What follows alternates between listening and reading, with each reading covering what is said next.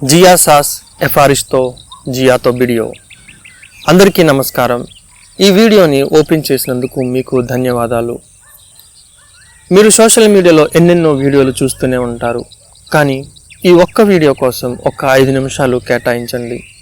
నేను చెప్పే విధానం చాలా స్లోగానే ఉండొచ్చు, కానీ ఖచ్చితంగా ఏదో ఒక మంచి విషయాన్ని అయితే మీరు నేర్చుకునే వెళ్తారు. దయచేసి ఈ వీడియోను చివరి వరకు చూడండి.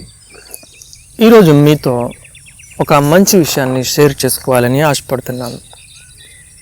అదేంటంటే, మనము పర్యావరణాన్ని ఎంతగా డ్యామేజ్ చేస్తున్నామో, ఈ ఎన్విరాన్మెంట్ని మనం ఎంతగా చెడగొట్టేస్తున్నామో మనం అర్థం కాని పొజిషన్లో ఉన్నాం.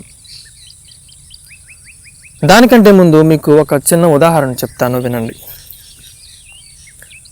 ఒక 200 మంది ఏరోప్లేన్లో ట్రావెల్ చేస్తున్నారని అనుకుందాం.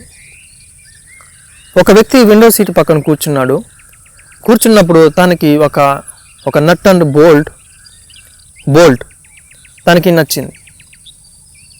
తన దగ్గర ఉన్న ఎక్విప్మెంట్తో ఆ బోల్ట్ని తీసి తన బ్యాగ్లో పెట్టుకున్నాడు. ఎందుకంటే ఆ బోల్ట్ చూడడానికి బాగుంది, సో తీసేసుకుని తన బ్యాగ్లో పెట్టుకున్నాడు.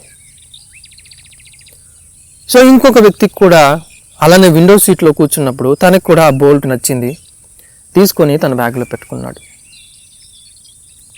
అలా ఇంకో వ్యక్తి కూడా తీసుకున్నాడు. ఆ ప్లేన్లో ఉన్న 100 మంది కూడా అదే పని చేశారు. ఆ 100 మంది కూడా తీసుకునేటప్పుడు ఏమనుకున్నారో తెలుసా? ఎంత పెద్ద ఏరోప్లేన్లో ఇన్ని నట్లు ఇన్ని బోల్ట్లు ఉంటాయి, నేను ఒక్కటి తీస్తే ఎంత పెద్ద ఏరోప్లేన్కి ఏమైనా అవుతుందా అని చెప్పి అనుకున్నారు. తీసుకున్న ప్రతి ఒక్కరు కూడా అదే ఆలోచించారు. నేను తీసుకున్న ఈ ఒక్క బోల్ట్ వల్ల ఈ ఏరోప్లేన్ ఏమైనా క్రాష్ అయిపోతుందా అని చెప్పి అనుకున్నారు. కానీ వాస్తవాన్ని గమనించండి, ఆ ప్లేన్లో ఉన్న 100-200 మంది కూడా ప్లేన్లో ఉన్న నట్లను బోల్ట్లు ఇష్టం వచ్చినట్టుగా తీసేస్తే ఏమవుతుంది? ఆ ప్లేన్ క్రాష్ అవ్వదంటారా? ఆ ప్లేను ప్రమాదంలో పడదంటారా? సో మనం కూడా చేస్తుంది అదే. మీరు అనుకోవచ్చు, నేను ఈ ఒక్క చీమను చంపడం వల్ల ఈ ప్రపంచానికి ఏమన్నా నష్టం వచ్చేస్తుందా? నేను ఈ ఒక్క చిన్న మొక్కని చంపడం వల్ల ప్రపంచానికి ఏమన్నా నష్టం వచ్చేస్తుందా? లేదా నేను ఈ తుక్కుని తీసుకెళ్ళి ఈ కాలంలో పడేయడం వల్ల ఈ ఎన్విరాన్మెంట్కి ఈ ప్రపంచానికి ఏమైనా నష్టం వచ్చేస్తుందా అని అనుకోవచ్చు. కానీ నువ్వు ఒక్కడు అనుకుంటే ఏమీ కాకపోవచ్చు. కానీ అదే పని 100 మంది 1000 మంది అనుకుంటే ఖచ్చితంగా అది పర్యావరణానికి ఎఫెక్టే అవుతుంది.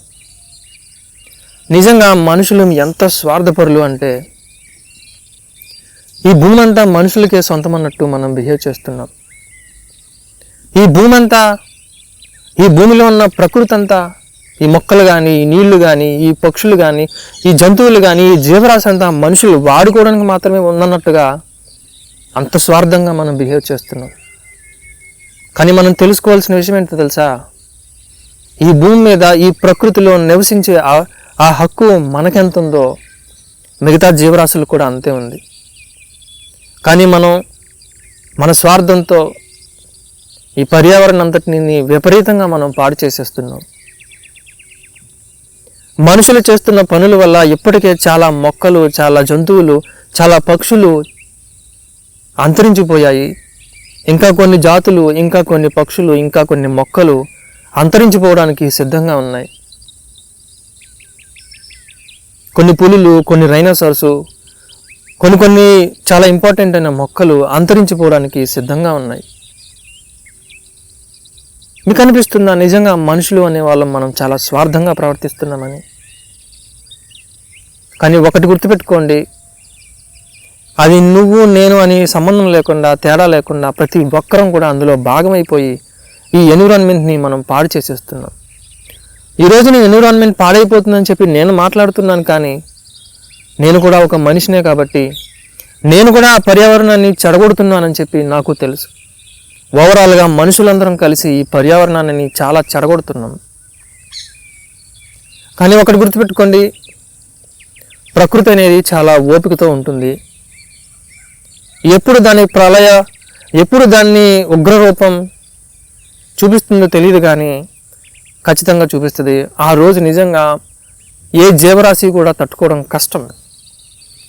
మనుషులు అనేవాళ్ళు ఆ ప్రకృతి యొక్క ఉగ్ర రూపాన్ని తట్టుకోవడం కష్టం.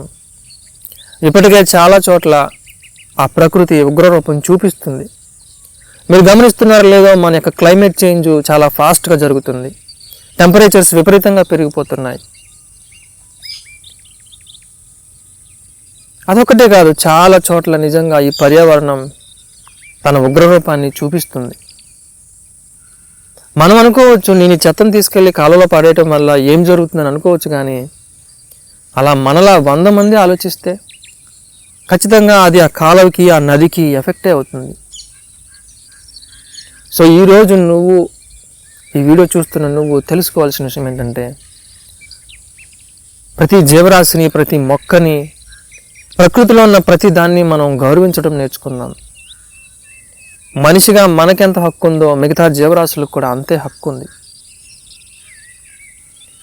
వాటిని విపరీతంగా మనం క్రూరంగా ప్రవర్తించకూడదు.